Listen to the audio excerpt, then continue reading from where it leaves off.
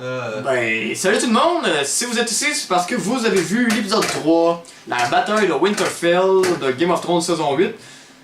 Et pour nous, ce que Mathieu a dit après avoir vu l'épisode, ben la production nous a chié dans la bouche.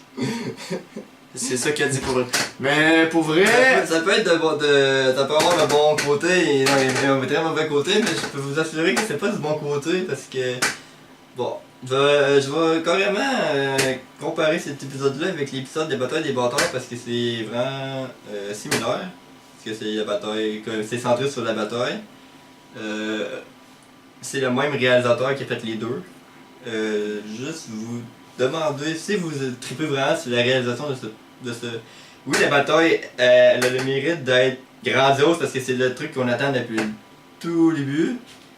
Contre les marchands blancs et tout. Il y a beaucoup de morts hors personnage principal. Il y a... Je dirais que l'épisode se finit bien, ce qu'on attendait crissement pas. Puis... c'est dur à dire. Il est dans toutes ses étapes. La réalisation... Réécouter la bataille des bâtards, je me souviens plus c'est quel épisode, c'est le 8. Bref, ceux qui connaissent la série, tapez sur YouTube, bien présent, tu vois toute la séquence de la bataille des bâtards avec Ramsay Bolton, vs Jon Snow. C'était une réalisation qui montrait des choses mais qu'on avait vu nulle part ailleurs, des plans cinématographiques incroyables.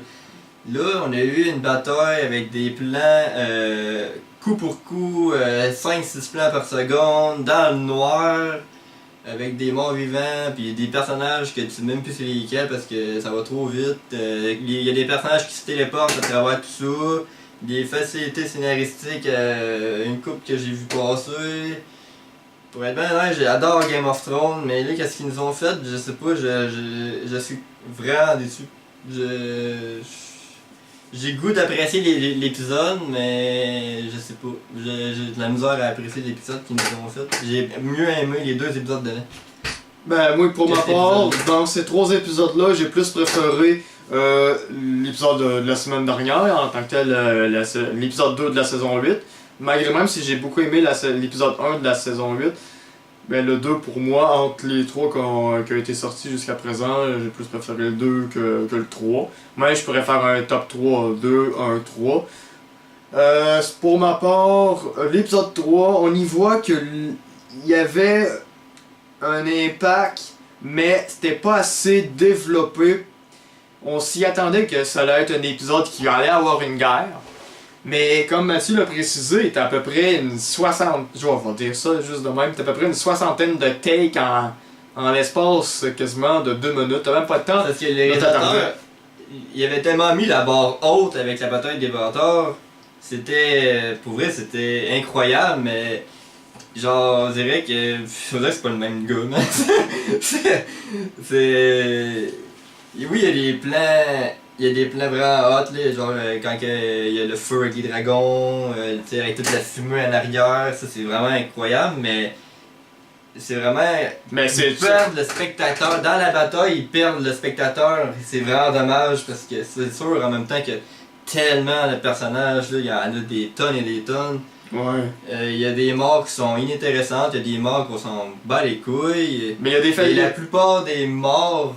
Bon, on peut les dire, de toute façon, on l'a dit dans les dans les épisodes d'avant. Ouais, t'avais spoiler. En gros, t'as le chef de la garde de nuit qui a comme voulu sauver Sam, puis là, tu t'attendais selon l'action qu'il a faite pour comme relever Samuel, puis tu t'y attends habituellement dans les films quand tu vois un personnage qui sauve la vie de quelqu'un, que finalement, après ça, il se relève, les deux se font un check-up, tu t'attends que celui qui a sauvé le personnage qu'on apprécie tant, il va se faire tuer, il va se faire stabber de dos, tu t'attends qu'il meure. Fait que tu t'y attends, fait que... C'est pas vraiment intéressant, tu sais, c'est pas innovant. Sinon, d'autre part, il y avait Lyanna Mormont, la petite fille qui lance tout le temps des mèmes sur Facebook, les gens l'apprécient beaucoup. Pour ma part, je pense que c'était un des meilleurs bouts de l'épisode, merde. Ouais, sachant qu'elle était vraiment têtue. Le personnage, ok, on comprend que c'est ton enfant qui est têtu, qui veut montrer l'exemple, qui est courageuse, qui a malgré même cassé, qui a pas vraiment aucune chance. elle s'oriente vers le méchant, pis comme tu vois que ça genre, elle mesure même pas genre 4 pieds 2, genre moins 100 livres, certains, pis tout ça. Pis là, elle fait ah! Tu t'attends qu'elle va se faire décalisser. C'était une réaction de conne. Ben, il y en a des tonnes. Il y en a des tonnes dans l'épisode, là, on s'entend, les réactions connes. Tu sais, genre, le géant, genre, il la pogne comme de. Comment on appelle ça, là, le Disney Callis avec l'haricot magique, là. Bref, genre, il fait ça de même, il la pogne, il se fait check, puis là, un peu comme dans Attack on Titan pour ceux qui ont suivi, là, il pogne pareil. Puis là, il fait genre, taupe, puis là, elle est comme, ah, je te plante là, et bam! Ça a rien servi, puis là, taupe, bam, elle tombe à terre, elle meurt, puis avant la fin, vers les, mettons, les 4 dernières minutes, ou les 5 dernières minutes, le marcheur blanc fait juste réanimer ce monde-là que finalement il meurt parce que Arya Stark tue le Night King à la fin de façon à l'extrémiste. C'était... On s'attend, on voit le suspense, on veut justement que le Night King, justement, au début jusqu'à la fin, tu vois qu'il est en train de gagner, puis là, à la fin, tu vois qu'il y a un check-up avec Bran, puis Bran est comme... Ah ouais, là, si tu veux le faire, fais-le, là, c'est ta destinée de me tuer. Puis là, finalement, ben là, tu vois, au moment qu'il s'en va pour prendre son épée pour tuer Bran, au moment qu'il fait ce move-là, tu vois Arya Stark. Ah! Pour ma part, c'est là, je trouve que c'est l'un des actions. On voit Arya Stark sauter sur le dude. Il y a des dizaines, des vingtaines de marcheurs blancs en arrière. D'où est-ce qu'elle sort? Est-ce qu'elle s'était pris un masque de marcheurs blancs? C'est impossible parce qu'en tant que tel, si un marcheur blanc mort, ben il tombe dans glace, il peut pas. Ça va être. On sait pas d'où qu'elle a popé, mais de toute manière, il y a beaucoup de facilités comme on peut le constater. C'est sûr que, d'après moi, ils ont mis tellement la barre haute, il y a comme plusieurs plans, c'est... Comment je peux dire ça? Moi je sais pas, j'ai un feeling genre d'être vide, man. Moi ça m'a pas satisfait pour 200. Pour vrai, ça m'a comme pas plu cet épisode. Il y avait des plans quand même écœurants, mais. Ah, il y avait quelques plans, mais ça fait pas l'entièreté. C'est pas satisfaisant pour moi, c'est un gros. L'histoire qu'ils ont racontée, tu sais, quand Daenerys ça crache le feu sur le marcheur blanc, ça, on était comme. Putain de merde, peut-être que c'est un Targaryen, pourquoi qu'il résiste au feu? Ça avait plein de questions. À la fin, elle le tue, puis ben, toutes ces questions-là, on s'en bat les couilles parce qu'il est mort. Puis les marcheurs blancs, c'est fini. L'hiver viendra pas. Non. Parce que c'est fini. Ouais. C'est genre. Mais ça s'est réglé trop facilement. Mais qu'est-ce que vous avez fait? C'est parce... Pourquoi seulement. Oui, ça l'a coûté extrêmement cher aux armées de tout le monde. Ouais, oui. c'est sûr. On sait même pas qui est survivant. Ils nous montrent pas dans cet épisode-là qui est mort et qui est. Ben, le personnage principal. Pratiquement tout le monde est vivant. Ouais. Pour être bien honnête, là, il doit avoir eu 3 morts gros maximum dans les personnages principaux. À peu près, mais c'est peut-être plus des personnages secondaires. Mais il y a comme une scène justement que le Night King a ravivé toutes les personnes qui sont décédées, comme Lyanna Mormont. Je pense même à référence à Beric ou à d'autres personnages de ce type-là. Ben on les revoit, ils ont comme les yeux comme bleu clair parce qu'ils se font comme ranimer à la vie, genre par le Night King. Mais pour vrai, il y en avait 5 à tout casser, là, des personnages principaux de morts, à comparer toutes les morts qu'il y a dans les armées. À la fin, on voit Grey Worm se tenir à côté de Daenerys.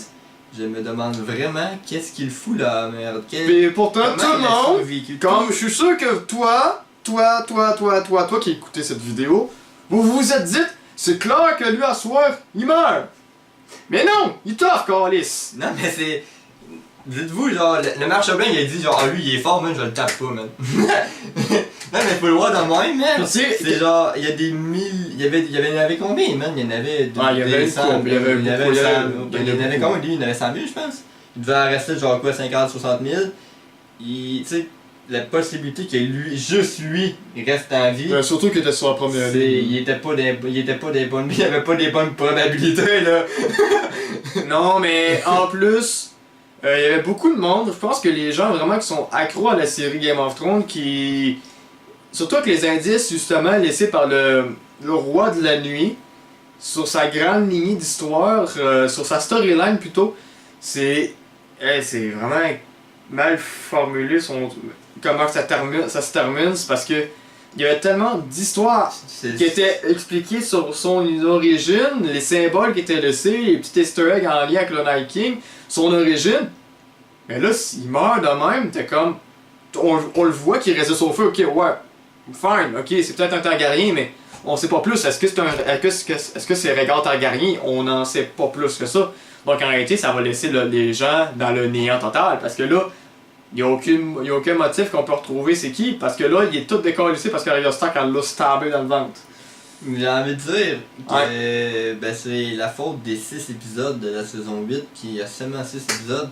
C'est extrêmement rushé. C'est un rush mais incroyable qu'ils nous ont fait ce soir. Ça aurait pu être très bien 2 épisodes au calme. Ouais. Bien réalisé. C'est plate, là. Je sais pas, je suis vraiment déçu. Je sais pas si c'est juste moi, si c'est juste nous qui est vraiment déçu. Mais je suis déçu. Mais c'est parce qu'en tant que tel, il aurait pu garder un peu le côté minimaliste, qu'est-ce qu'ils ont fait dans l'épisode 1 et 2. Pas obligé d'avoir une très grande guerre nécessairement. C'est parce qu'ils ont encore voulu tout réunir ça, tout le monde, pour faire ça. Mais l'épisode 4 est réalisé par le premier et le deuxième. Ben, celui qui a fait le premier et le deuxième épisode. Je me souviens plus de son nom, mais l'épisode 4 est censé être réalisé par lui, donc on devrait voir quelque chose, on devrait suivre le courant de l'histoire. Mais est-ce qu'on s'est vu, parce qu'on a vu justement la preview, pour on a reconsulté l'épisode de 3 sur l'écran d'ordinateur. Parce qu'on pensait qu'on avait un écran, une qualité de merde sur la TV en live. Ouais. On l'a réécouté sur un écran d'ordinateur avec une meilleure qualité. Mais n'empêche que oui, on voyait mieux. Mais ça change pas le Mais ça change pas le fait que c'est mal réalisé en fait. Ouais. D'autre part, il y avait aussi des choses un peu spéciales qui étaient arrivées à cet épisode-là. On voit le retour de Mélisandre, mais d'où qu'elle sort, il y a des marcheurs blancs à l'extérieur, elle a comme pop-up de n'importe où. Ouais. Ben c'est une sorcière, mais on peut aussi dire que peut-être que... Ouais, puis après ça, je sais qu'elle peut avoir un don avec le feu, là. Ouais, ben c'est le Amalie avec le dieu du feu. Puis là, parmi une troupe, justement, la troupe qui est en avant, qui est allée voir les marcheurs blancs, puis justement, ils sont jamais revenus. C'était genre vraiment... Ça, c'était cool l'effet un peu que les flammes se rallument en même temps, genre... Ouais, ça, c'est un bel effet. Ça, c'est un bel effet, mais sinon... Mais je les envoyais, juste l'effet de les envoyer sur des merdes, genre... Est-ce qu'ils pensaient vraiment gagner juste avec une tonne même? C'était genre juste pour en gros, c'est pour faire plus d'armées à eux autres, dans le fond. En gros, on peut appeler ça comme la Suicide Squad, un peu. C'était vraiment genre... qu'est-ce qu'on cave? En gros, ce qu'ils auraient pu faire, c'est juste de mettre les dragons en avant, puis tu calcines tout, là. Tout simplement, là. À un moment donné, tu perds Jon Snow, tu sais pas il est où, après ça il a popé à une place, après ça il est revenu à une place, il est remonté sur... La bataille avec les 2 dragons, ben les 3 dragons est cool, c'est ce que j'en retiens, mais l'épisode, je m'en souviendrai plus dans 2 jours. Là. Moi, directement matin, je m'en fous. La semaine prochaine, je vais me rappeler que le roi de la nuit est mort, puis qu'il y a eu une bataille, c'est tout. Et je me souviens pas de... Déjà, man, en gros, on dirait qu'ils ont trop voulu accentuer sur la victoire du Night King, pis se sont dit ah ben non, pouf, tu meurs, one shot. C'est trop facile. C'était une fin à DC Comics. Ouais, c'était vraiment DC Comics. Ils ont fait une DC Comics. Non, pour vrai, je pense que quelqu'un vraiment qui connaît les points précis sur les éléments qui étaient expliqués préalablement dans les épisodes d'avant, puis qui voit ça, logiquement, il va trouver que ça a été mal foutu. Ok, les gens qui vont peut-être apprécier ça, ils vont dire ah yes, le Night King est mort par Arya Stark, c'est le fun. Ok, fine, c'est peut-être l'élément qui fait en sorte que vous appréciez l'épisode, puis je suis sûr et certain que s'il y aurait eu quelque chose que les gens n'auraient pas voulu qu'il arrive, comme mettons la mort de Tyrion, une mort de Daenerys Targaryen, les foutus épisodes n'auraient pas été appréciés du tout. Bon, ben ça va être à voir pour la semaine prochaine, pour qu'est-ce qu'ils vont nous proposer. Ça va rester à voir. Il y a Ghost aussi, Ghost est apparu pour fuck all rien. Man, il était sa première ligne. Habituellement, c'est le genre le loup de Jon Snow. Pis, nope! Man, il est apparu genre en background. C'est là juste, bon, regarde, on vous le met, il va mourir comme ça dans arrêtez de nous casser les couilles avec ça, là. Regarde, on vous le met, il meurt, c'est fini. Il meurt dans la première ligne. C'est ça qu'ils nous ont dit, là.